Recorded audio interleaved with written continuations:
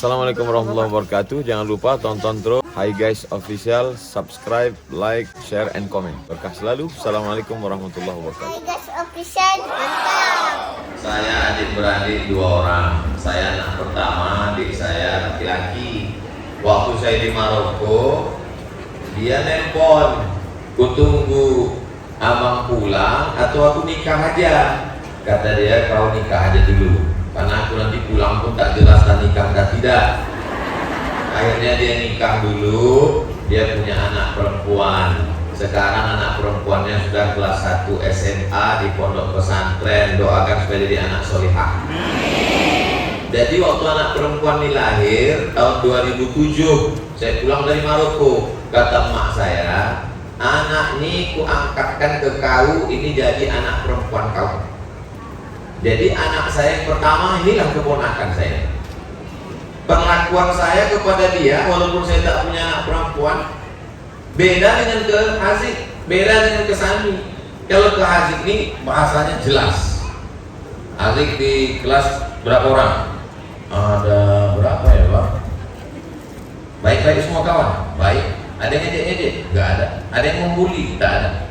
Kalau ada, lapor, beres. Tapi kalau sama anak perempuan tak begitu bahasanya, lembut. Karena perempuan ini kalau kita ngomong, yang diingatnya itu bukan isi kata itu, yang diingatnya kata-katanya. Kalau sama laki-laki, yang diingatnya makna kata itu.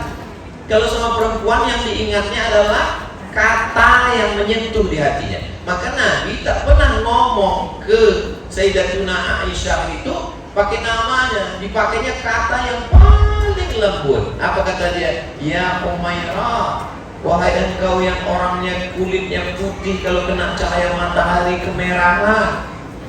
Ya ibnati, wahai putriku, wahai buah hatiku, wahai sayangku, wahai cintaku. Semua kata-kata yang lembut-lembut, yang baik-baik dipakai. Beda komunikasi dengan anak laki-laki. Jadi kalau yang lembut-lembut itu dipakaikan ke anak laki-laki, nanti anak laki-laki ini bisa melambai. Dengan anak laki-laki itu dia bahasanya bahasa tegas. Nah, jadi Nabi kalau kita tengok bagaimana dengan Aisyah, bagaimana dengan Sayyidatuna Fatimah pulang. Kenapa dia ke rumah Sayyidatuna Fatimah dulu? Ini anak perempuan, perhatian, emaknya sudah tak ada, dicium kepalanya, dibuat hubungan yang baik. Maka ini adalah salah satu cara hubungan yang baik. Walaupun sayang dengan anak laki-laki perempuan sama, tak boleh dibeda-bedakan. Karena dulu orang sama anak perempuan ini dilecehkan, diremehkan. Maka kata Nabi, man ala salasa banatin, siapa yang membesarkan 3 anak perempuan, fa'addabahunna, dididiknya dengan baik, wa zawwajahunna, dinikahkannya dengan baik-baik, wa ahsana ilaihinna, dia buat baik sampai mati, falahul jannah, maka surgalah baginya. Ibu yang punya 3 anak perempuan, dididik dengan baik, disekolahkan dengan baik, dinikahkan dengan orang baik, maka surgalah baginya. Tamat kemarin sanawiyah, sudah 3 tahun di pondok kan? Ya. Masih tahan kira-kira sampai kelas 6. Walaupun saya kalau ceramah menggelegar, kalau ikut ngomong saya tuh mesti selesai sampai kelas 6. Tapi bahasa saya tak begitu. Kira-kira 3 tahun lagi tahan. Tahan kan? Ya. Nanti habis ini kuliah ya? Ya. Habis kuliah nanti terserah. Mau ke Mesir, apa mau di UIN, yang penting nanti pilih. Tak paksa. Jadi bahasa kita itu bahasanya komunikatif. Misalkan main tunjuk, main kiri, tak bisa. Perempuan ini perasaannya halus es krim. Makhluk yang paling misterius itu perempuan.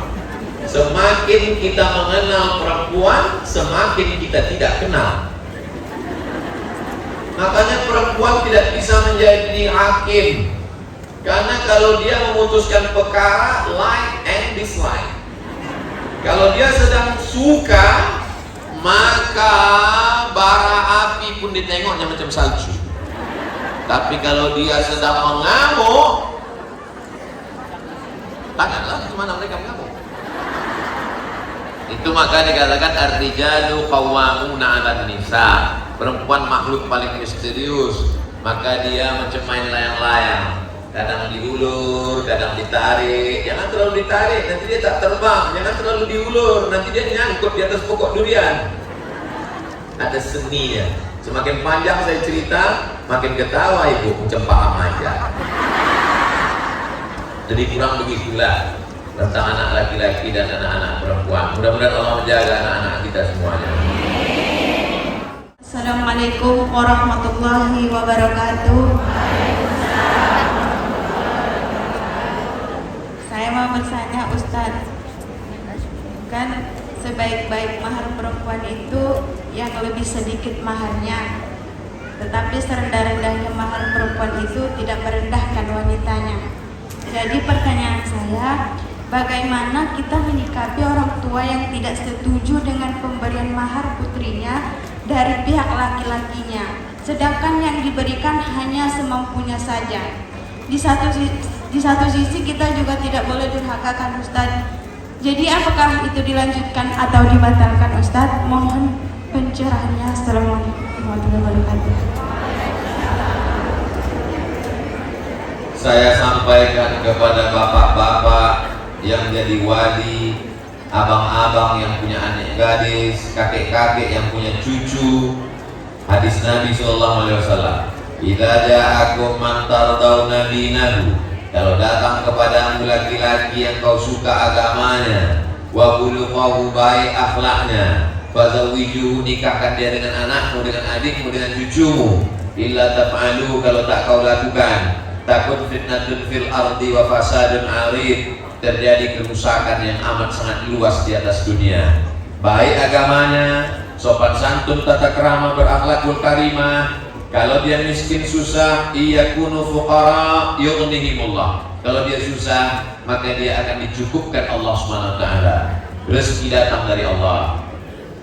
Jauh berjalan banyak ditengok, lama hidup banyak dirasa. Macam-macam yang saya jumpa jamaah. Ustaz Somad, tolong kasih waktu, kami mau jumpa sama Ustaz. Ya. Di mana kita jumpa Pak Ustaz? Di restoran boleh? Jangan di masjid. Jangan nanti jadi fitnah. Saya bawa anak saya Pak Ustaz, laki-laki apa perempuan? Perempuan Pak Ustaz. Bahaya nih. Sampai di masjid nampaklah anaknya perempuan memegang tisu basah bengkak matanya. Kenapa ini Bu?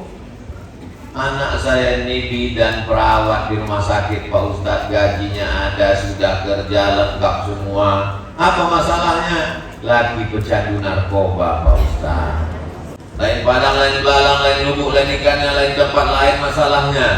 Ustadz Somad, tolong doakan anak saya. Kenapa Pak?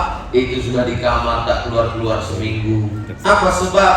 Dokter, cerdas, pandai, udah kerja. Jadi kenapa? Maju jumpa orang. Kenapa begitu Pak? Laki-laki nikah, tiba-tiba besok pagi jam tengah malam belum subuh sudah lari. Kenapa lari? Nanti bapak tuh rupanya belum kesunat Pak Ustaz.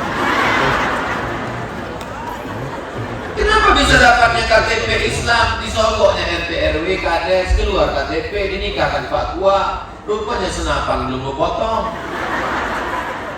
Lagi sebelum subuh ada.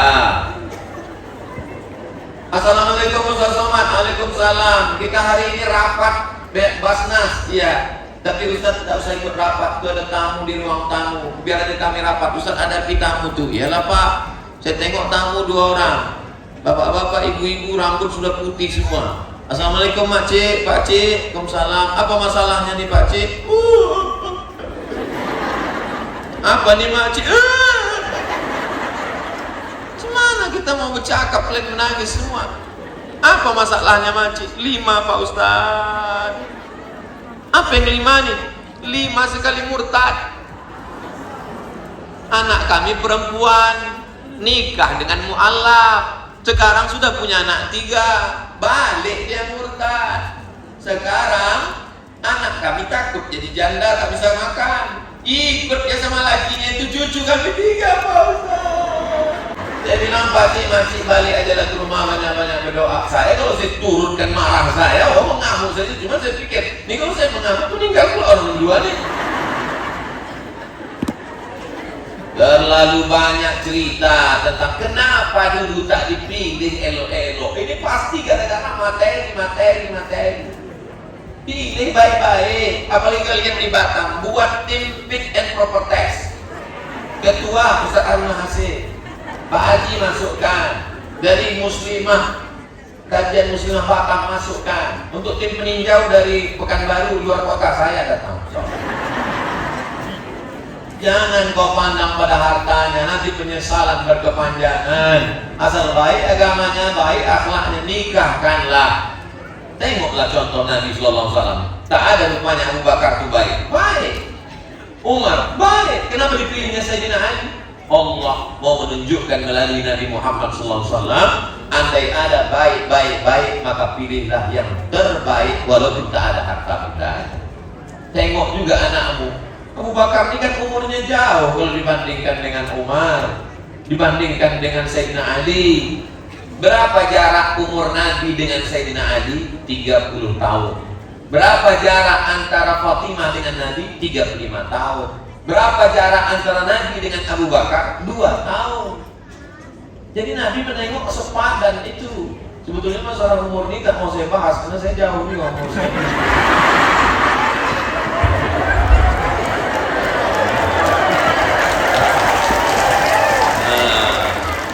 Jadi perhatikan ini baik-baik. Yang udah terjadi kita jaga aja baik. Yang akan datang jaga anak gadis ibu.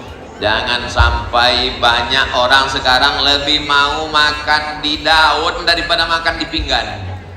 Bagus-bagus dibawakan piring tak mau, tolak. Makan dia di daun. Nah baru tahu nasi sudah hancur lebur. Ya insya Allah kalau kita buat baik, kita cakap baik, kita amal baik, kita niat baik, Allah kasih baik-baik. Kalau datang yang tak baik, berarti Allah mau menguji kita. Kalau datang yang baik, berarti Allah mau buat kita bersyukur. Kalau datang yang tak baik, berarti Allah mau buat kita bersabar. Carilah menantu yang paham agama, walaupun dia tak kaya, insya Allah tak dibuatnya anak kita itu susah menderita. Macam-macam, jam 12 malam orang menelpon, Assalamualaikum Ustaz, salah sambung dia bilang. Tidak Ustaz, betul. Apa ceritanya jam 12 malam? Saya sedang tahajud di kamar Pak Ustaz. Terus laki saya sekarang bawa WTS pesta narkoba di ruang tamu. Terjadi true story, kisah nyata. Kok bisa? Pak Ustaz, laki saya tak sembahyang. Pak Ustaz, kok bisa kau nikah sama orang tak sembahyang? Karena saya pun dulu tak sembahyang juga. Tapi saya sadar, saya tobat sekarang. Laki saya belum juga tobat Pak Ustaz. Terlalu banyak cerita mau dikisahkan. Kalau dibukukan tebal, bertambah 37 masalah populer. Judulnya 38 laki-laki hantu. Jaga anak perempuan kita, jaga dengan baik, jaga dengan baik. Jangan sampai dia jatuh cinta dengan orang yang salah. Jangan sampai dia lebih dekat dengan laki-laki yang tak mahram. Ibu mesti tanya baik-baik, sekolahkan dengan baik. Doa silahul mukmin. Jaga hati anakku ya Allah, jaga hati anakku ya Allah, jaga hati anakku ya Allah, kasih dia makanan yang baik. Doa ibu macam doa Nabi kepada umatnya di sujud terakhir, minta jaga anakku ya Allah, jaga anakku ya Allah, jaga anakku ya Allah, jaga anakku ya Allah. Bacakan tiap malam Al-Fatihah, sebut namanya, bayangkan wajahnya, untuk kebaikan anakku di Al-Fatihah, Al-Fatihah, Al-Fatihah, habis tahajud sampai terdengar azan subuh, dikabulkan Allah Ta'ala. Kalau kita sudah niat baik, buat baik, terjadi juga yang tak baik, memang sudah takdir Allah ingin supaya kita lebih sabar. Tapi kalau tidak, itu namanya kurang usaha, kurang ikhtiar. Jangan pandang karena mobilnya, jangan pandang karena hartanya. Berapa banyak orang menikahkan dengan mobilnya, rupanya mobil itu rental. Assalamualaikum warahmatullahi wabarakatuh. Masya Allah, saya bisa di sini karena saya dari Jakarta. Saya salah seorang guru dari SMK Negeri 57 Jakarta bersama teman saya dari Toli Sulawesi Tengah. Yang mau saya tanyakan ini Pak Ustaz, kita sebagai guru kadang-kadang risau ya. Hal apa yang harus kita lakukan sebagai pendidik agar siswa-siswi kami yang berbeda karakter untuk menjadi Sayyidah Fatimah. Ada nggak sih Pak Ustaz doa yang mustajab bagi kami untuk anak-anak didik kami berubah menjadi Sayyidah Fatimah? Pendidikan sekarang ini kacau balau bagi kami ya. Mungkin orang tua di sini merasakan anak-anak semua selalu menggunakan media sosial dan HP. Terima kasih. Wassalamualaikum warahmatullahi wabarakatuh. 8, 9, 10, 11, 12, 1, 2, 3, 4, 5, 10, jam tanggung jawab guru. 10 jam dia di sekolah full day dari jam 8 pagi sampai jam 5 sore, itu tanggung jawab bapak ibu guru di sekolah. Dari mulai di rumah dia jam 6, 7, 8, 9, 10, jam 11 mungkin dia tidur, 12, 1, 2, 3, 4, 5 membangunkan sholat subuh sampai sarapan jam 6, berangkat sekolah 7, 14 jam tanggung jawab orang tua di rumah. Guru bukan lawan orang tua. Aslinya anak ini 24 jam diurus ibu dan bapak. Tapi karena bapak ibu mau mengurus negara, PNS, ASN, mau mencari nafkah, mau bekerja di pasar, mau bertani, mau berkebun, mau nelayan, maka ada orang menolong kita. Itulah dia bapak ibu guru di sekolah. Makanya kalian bekerja sama. Ada persatuan wali murid, bertemu berkala sebulan. Tapi saya tidak merendahkan, menyepelekan SMP, SMA, sanawiyah, aliyah. Saya anak keponakan saya wajib masuk pesantren. Ponakan yang pertama masuk pesantren. Ponakan yang kedua masuk tahfiz di Bogor. Katib belum lagi karena masih SD. Saya hanya wajibkan di SMP 3 tahun, SMA 3 tahun. Tidak ada tawar-menawar, wajib pesantren. Karena saya tak sanggup mengontrol TV, handphone, gadget. Bagi kalian yang sanggup, silakanlah bagi sama guru. Full day, siang, malam di rumah. Tapi saya pribadi, saya tak sanggup mengawal handphonenya, sinetronnya, dramanya, macam-macamnya, pergaulannya. Bagaimana nanti kalau dia cabut di sekolah? Bagaimana nanti kalau dia dibawa kawannya? Bagaimana nanti kalau dia pura-pura sakit rumahnya? Bagaimana nanti? Berkecamuk pikiran saya. Bagaimana supaya saya fokus? Saya serahkan kepada pesantren. Tapi bagi bapak ibu yang mampu berbagi dengan guru, berbagilah. Ini poin yang pertama. Poin yang kedua, selama ibu masih lagi aktif macam mesin pompong rusak, insya Allah selamat. Insya Allah selamat.